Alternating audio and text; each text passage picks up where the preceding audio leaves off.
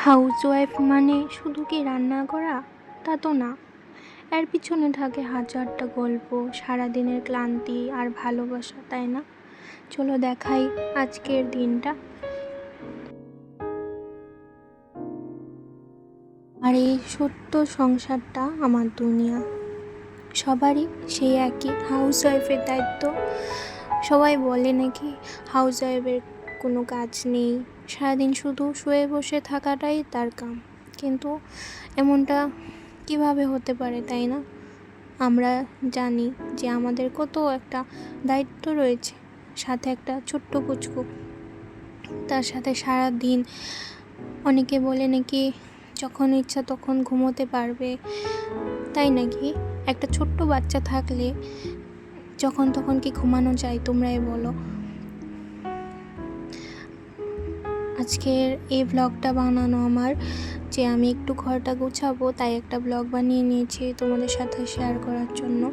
দেখো, কাজের ফাঁকে ফাঁকে আমার ছেলেকেও আমার দেখতে হয়, তার সাথে রান্না বান্না তো সব আছে। আমার একজন হেল্পিং দিদিও আছে, তার জন্য আমার অনেকটা পরিশ্রম অল্প কমেও যায়। যেটুকু পারি নিজেও করার চেষ্টা করি। যে এটা সানডের ভিডিও ছিল, ভাবছিলাম অনেক দিন পরিষ্কার করা হয় নাই, তার জন্য চলো আজকে একটু পরিষ্কার করে নিই।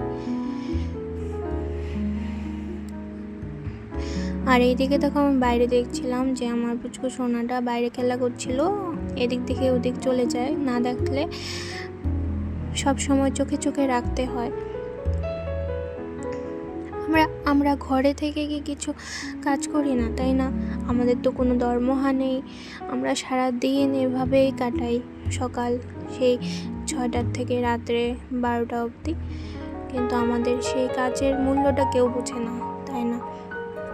প্রত্যেক হাউসওয়াইফেরই সেই একই প্রশ্ন, যে আমাদের সেই কাজগুলো কেউ দেখে না, শুধু দেখে যে ঘরে বসে থাকি, কোনো কাজ নেই, আমাদের কোনো মাথার চাপ নেই, তাই না?